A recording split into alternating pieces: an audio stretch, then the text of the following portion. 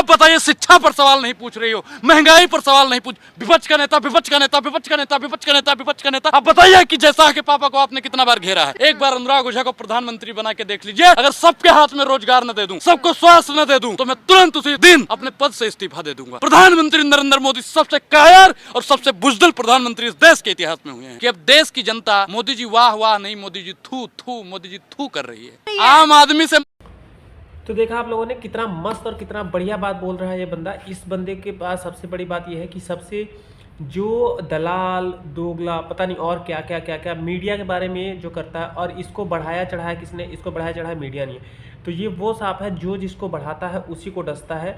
तो ये है अनुराग ओझा की सच्चाई कि ये आज अनुराग ओझा को सब कोई जानता है। उसका बदौलत क्या है? उसकी बदौलत है, उसका मेन कारण है सोशल मीडिया।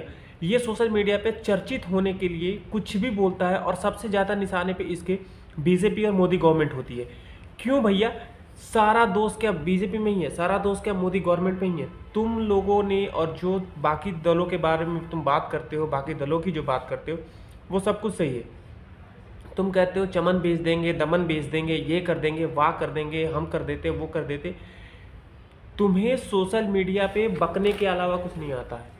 तुम सोशल मीडिया पे सिर्फ अपनी बातें कह सकते हो, सोशल मीडिया पे चिल्ला सकते हो। क्यों? क्योंकि वो एक स्वतंत्र देश है। अगर यही बात, यही चीज़ें, जिस तरह की भाषा का प्रयोग तुम करते हो हमारे माननीय नरेंद्र मोदी जी के बारे में, या किसी भी अन्य पार्टी के किसी भी सीएम के बारे में, किसी भी मंत्री के बारे में, जिस तरह की तुम बातें यहाँ पे कर लेते हो, वो सिर्फ इसलिए कर लेते हो क्योंकि ये एक लोकतांत्रिक देश है और यहाँ पे हर किसी को किसी के भी बारे में कुछ भी बोलने का अधिकार है।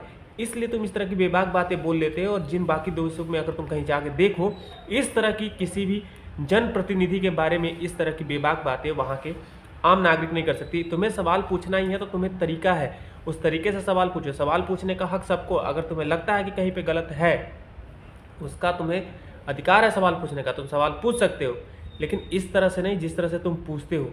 तुम्हारे बोलने का लहजा किस हद तक चला जाता है, तुम अपने आप को समझते हो कि हाँ, क्यों? क्योंकि तुम इसलिए इस तरह से बोलते हो क्योंकि तुम्हें बहुत जल्दी पॉपुलर होना, और पॉपुलर जिस मीडिया ने किया, जिस सोशल मीडिया ने किया, उन्हीं के।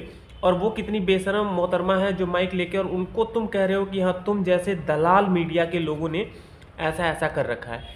थोड़ी सी वीडियो और देखिए, उसके बाद देखिए आपको कितना और मज़ा आता है। ये थोड़ा सा था, थोड़ा और देखिए। इसके बाद देखिए अनुराग ओझा की लहजों में कितनी गर्माहट है और कितनी करवाहट भरी पड़ी है। इससे ऐसा लगता है कि इनके दिलो दिमाग में क्या है। ये थोड़ा सा वीडियो देखिए, फिर हम आपसे बात करते हैं। से मन की बात, अडानी जी से धन की बात। जहाँ चुनाव रहता है कहते हैं भाइयों बहनों मित्रों एयरपोर्ट बनाएंगे। चुनाव खत्म हो गया जी, एयरपोर्ट बेच दूंगा, ये अमन बेच देंगे और चमन बेच देंगे। अगर आपने ऐसे ही दलाली करना जारी रखा तो 24 के बाद में पूरा वतन बेच देंगे। तो संसद में मुझे लगता है कि 1% लोग भी पढ़े लिखे नहीं है। विपक्ष के नेता ही पढ़े लिखे हैं, भारतीय जनता पार्टी वाला तो सबका सब अनपढ़ बैठ गया। वही मैं तो देखा आपने, इन भाई साहब के कहने का मतलब ये है कि सिर्फ विपक्ष के ही पार्टियों में सब पढ़े लिखे लोग हैं और सब कुछ सारी जनता, और जो बीजेपी की गवर्नमेंट है उसमें सारे अनपढ़ लोग हैं। तो आपको ये बता दें कि, और आप लोगों को भी बड़े अच्छे से, क्योंकि हमारे देश का नागरिक जो है आजकल बेवकूफ़ नहीं है, किसी की बातों में आने वाला नहीं है। हर कोई शिक्षित है और हर कोई शिक्षा के मामले में किसी को पीछे नहीं छोड़ता है, और हर किसी को पता है कि किसकी पार्टी में क्या है, किसकी पार्टी में कितने पढ़े लिखे और कितने शिक्षित लोग हैं, किसकी पार्टी में गुंडे भरे पड़े हैं और किसकी पार्टी में क्या है। हाँ, एक चीज़ जरूर आपको कहूँगा कि ये जो मोहतरमा जो सवाल पूछ रहे थे कि जिन विधायकों, जिन सांसदों को संसद भवन से निष्कासित किया गया, उन्होंने अपने हक में रोड पे क्यों नहीं शोर शराबा किया, क्यों नहीं हो हल्ला किया। वजह यह है हो हल्ला ना करने का, क्योंकि उनको उनकी गलती थी, इसकी वजह से उनको सदन से निकाला गया या निष्कासित किया गया।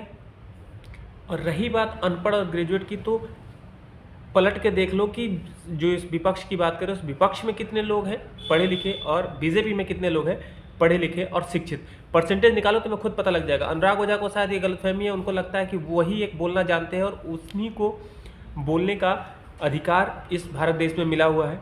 अगर आप मेरी बातों से सहमत हैं तो आप इस चैनल को छोड़िएगा नहीं, सब्सक्राइब कीजिएगा और वीडियो को लाइक कीजिएगा और दोस्तों के साथ शेयर कीजिएगा, ताकि पता लग जाए कि ये जो बंदा है ये किस हद तक बीजेपी से नफरत करता है। और ये बीजेपी से नहीं, ये हिंदुत्व से, मतलब राष्ट्र से विद्रोह करने जैसा काम करता है, क्योंकि इसके नज़र में बीजेपी को छोड़ के बाकी सब कुछ सही है, सिर्फ बीजेपी गलत है। क्यों? क्योंकि बीजेपी काम कर रही है, विकास कर रही है, हिंदुत्व की बात कर रही है, सनातन की बात कर रही है, भारत की बात कर रही है, इसलिए इस इंसान को गलत लग रहा है। मिलते हैं किसी अगले वीडियो में, तब तक के लिए नमस्कार।